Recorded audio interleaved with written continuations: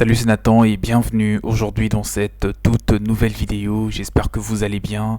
Aujourd'hui, nous allons parler des comment s'expatrier au Gabon parce que récemment, j'ai reçu pas mal de questions, pas mal de suggestions, surtout à ces sujets qui parlent de l'expatriation sur le territoire gabonais. Donc pour le coup, dans cette vidéo, nous allons nous baser sur parler de ce sujet pour que cela vous aide à avoir toutes les informations, sinon les plus importantes pour vraiment réussir votre expatriation au Gabon, puisque c'est d'ailleurs le principal projet que vous avez aujourd'hui en tête. Mais avant d'en parler, avant de décortiquer un petit peu ce sujet qui parle de l'expatriation au Gabon, je vous conseille à tous de vous abonner à la chaîne. Si vous n'êtes toujours pas abonné, il est grand temps d'activer la cloche de notification qui est juste là, en dessous, quelque part là. Activez-la parce que cela vous permettra à tous de recevoir toutes les nouvelles vidéos intéressantes sur des sujets qui vous intéressent tels que l'expatriation et bien tant d'autres. Et pour toutes ces personnes qui veulent se faire accompagner dans les démarches pour vraiment partir vivre au Gabon, je vous invite à tous de me contacter. Mon mail est juste là dans la description de cette vidéo parce que je vous ai mis à disposition des formations, des programmes d'accompagnement et un guide en format PDF qui vous réunit toutes les explications, tous les détails sur vraiment comment aller vivre dans ce pays qui est le Gabon. Le premier point qui doit être abordé dans cette vidéo sur l'expatriation au Gabon, c'est les documents et toutes les formalités qui sont d'ailleurs à connaître par-dessus tout lorsque vous tenez vraiment à réussir votre expatriation dans n'importe quel pays. Que vous me regardez d'un pays européen, que vous soyez en Europe, que vous soyez en Asie, en Amérique ou même en Afrique, et que pour ça vous voulez vous expatrier au Gabon, mais sachez que ça reste un pays qui est quand même très accueillant, bien que des choses peuvent se passer qui peuvent parfois secouer le pays, mais ça reste vraiment une bonne destination, une belle destination pour faire des affaires, pour travailler ou pour investir dans l'immobilier ou dans tout autre secteur d'activité. Il est obligatoire de posséder un visa pour séjourner sur les territoires gabonais. Deux options pour l'obtenir sont possibles, d'accord? Dans l'ambassade ou les consulats du Gabon de votre pays de provenance ou sur place après l'obtention d'une autorisation d'entrée. Ce sont les possibilités pour obtenir un visa, un visa pour séjourner au Gabon. Parlons un petit peu du décalage horaire rapidement. Il y a le décalage horaire entre la France et le Gabon. En été, donc lorsqu'il est 10 heures à Paris, il est 9 heures à Libreville, juste pour information. En hiver, il n'existe aucun décalage horaire entre les deux pays.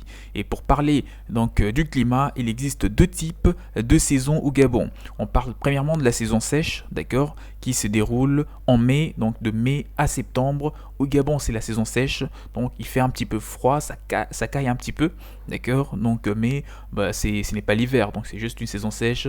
Ceux qui ont vécu en Afrique ou même ceux qui vivent en Afrique, ils savent ce que c'est. Donc c'est un petit peu il ne pleut pas et il fait un petit peu frais.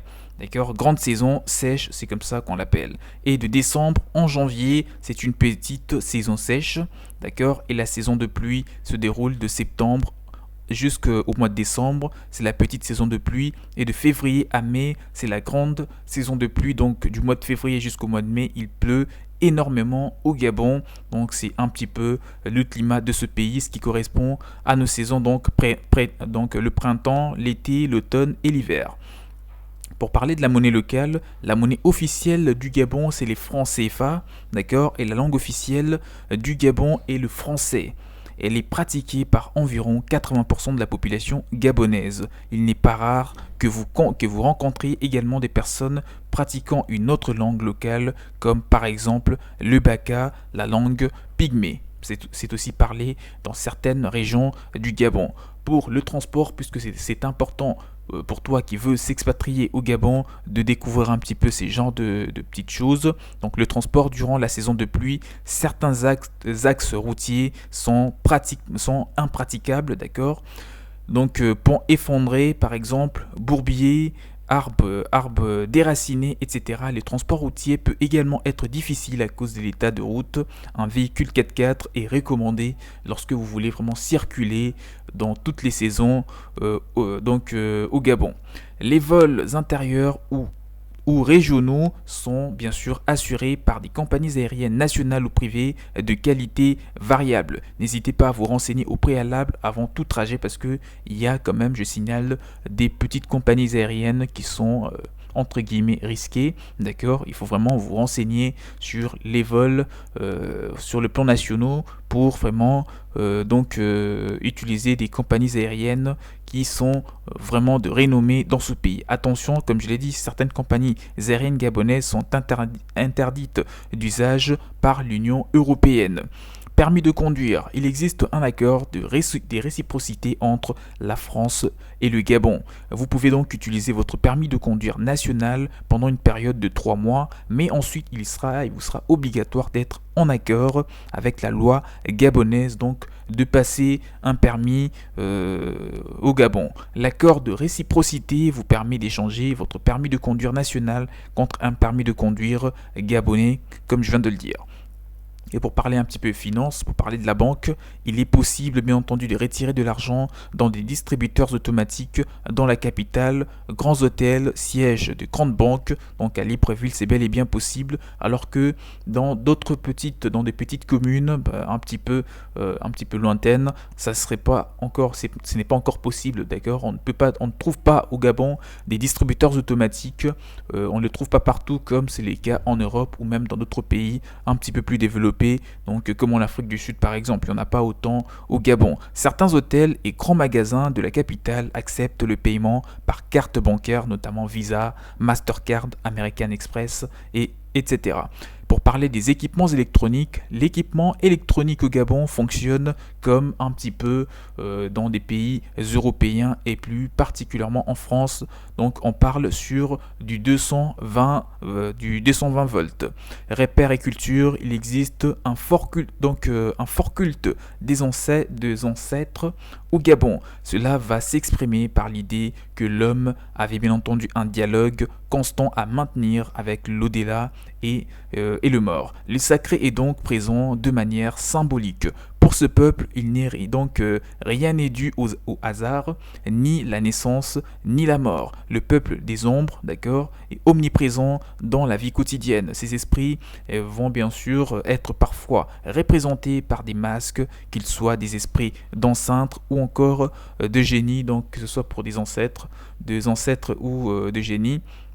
Ces représentations sont bel et bien possibles. Là, on va parler un petit peu, on va donner quelques conseils sur la santé. Il est recommandé de pouvoir souscrire à une compagnie d'assistance couvrant bien entendu les frais médicaux et les rapatriements sanitaires, notamment si vous provenez d'un pays donc de l'Europe. Les paludismes se transmet par les piqûres d'insectes, donc n'hésitez pas à abuser des sprays, de crèmes et diffuseurs électriques pour pouvoir vous prévenir de toute piqûre des moustiques, bien sûr vous mettre loin du paludisme. De plus, le vaccin contre la fièvre jaune est obligatoire et la mise à jour de la vaccination diphtérie, tétanos, poliomyélite est bien entendu fortement conseillé pour vous expatrier au Gabon. La saison de pluie est le moment où le paludisme est le plus présent au pays parce qu'il pleut, donc il y a des flaques d'eau partout, il y a un petit peu de moustiques. Il est important vraiment de bien vous prémunir de tout cela. Soyez particulièrement vigilants durant cette période. Il est conseillé de ne pas boire l'eau du robinet si vous n'avez pas donc d'eau en bouteille. Consommez plutôt de l'eau filtrée, bouillie et décontaminée pour pouvoir éviter tout risque. Et pour parler de la sécurité, puisqu'on arrive tout doucement vers la fin de cette vidéo, voilà donc je suis en train de te communiquer progressivement des informations. J'espère que jusque là tu as découvert, tu as appris plein de choses sur l'expatriation, notamment déjà les saisons, quelques exigences pour l'obtention du visa, etc. Pour te dire au niveau de la sécurité, il est important de ne pas se promener avec trop d'argent sur soi à cause de la délinquance urbaine, bien sûr, présentée à Libreville et à Port-Gentil. Il convient également de rester très prudent en tant qu'expatrié, notamment le soir, en dehors des plages les plus fréquentées. Donc Tahiti, plage des hôtels, Cap Esteria, Pointe-Denis, ces endroits-là, et qu'il faut beaucoup plus être vigilant. Donc avec votre sac, n'ayez pas trop de liquide. Il faudra que vous puissiez avoir une carte bancaire. Mais je signale à nouveau que il n'y a pas de distributeur partout. Donc la carte que vous aurez sera certes pour retirer de l'argent dans des endroits bien déterminés, surtout en centre-ville, mais et juste de liquidité. Voilà juste l'essentiel pour te dire, n'ayez pas trop d'argent en liquide dans vos sacs par exemple, et évitez de vous promener seul dans des heures tardives. Toute agression doit être signalée à la police et au consulat de France par exemple, ou au consulat de votre pays, parce que je sais que ceux qui regardent la vidéo, c'est aussi des Africains qui vont peut-être partir d'un autre pays africain pour le Gabon, ou encore d'un pays européen pour le Gabon. Donc il faudrait que vous puissiez signaler toute agression à votre consulat, et même déjà en commençant par la police gabonaise. On est arrivé à la fin de cette vidéo. J'espère que tu as découvert quelques informations utiles pour réussir ton expatriation dans ce pays qui est le Gabon. Donc comme je l'ai dit, bien que le pays économiquement parlant n'est pas vraiment très en forme, n'était pas très en forme, je vais dire, il est en train de se remettre lentement mais sûrement. Donc le pays commence aussi à intéresser des entrepreneurs, des investisseurs dans différents secteurs d'activité, et notamment vous qui regardez la vidéo. Donc vous avez sûrement une idée en tête que vous voulez mettre en place au Gabon, ou même si c'est pour travailler ou pour passer vos journées de retraite, ça reste un pays intéressant pour passer ses journées. Il y a une belle ambiance, les gens vraiment aiment profiter de la vie, et il y a aussi les gens aiment travailler. La main d'œuvre par exemple, elle est abondante et pas chère, et vous allez trouver sûrement plein d'opportunités à saisir si vous êtes quelqu'un bien sûr de motivé. Et si vous voulez tout découvrir sur l'expatriation au Gabon, vous pouvez me contacter. Le mail est juste là en dessous dans la description de la vidéo, afin de vous faire bénéficier de tout ce que j'ai mis à disposition comme guide en format PDF, et de tous les documents qui vont vraiment vous aider à vous instruire avant d'aller vivre dans ce pays qui est le Gabon. Et avant de se quitter, n'oubliez pas d'activer la cloche de notification juste là en dessous, quelque part là, pour ne rien rater sur toutes les prochaines vidéos. Quant à moi, je vous dis à la prochaine, portez-vous bien, ciao ciao.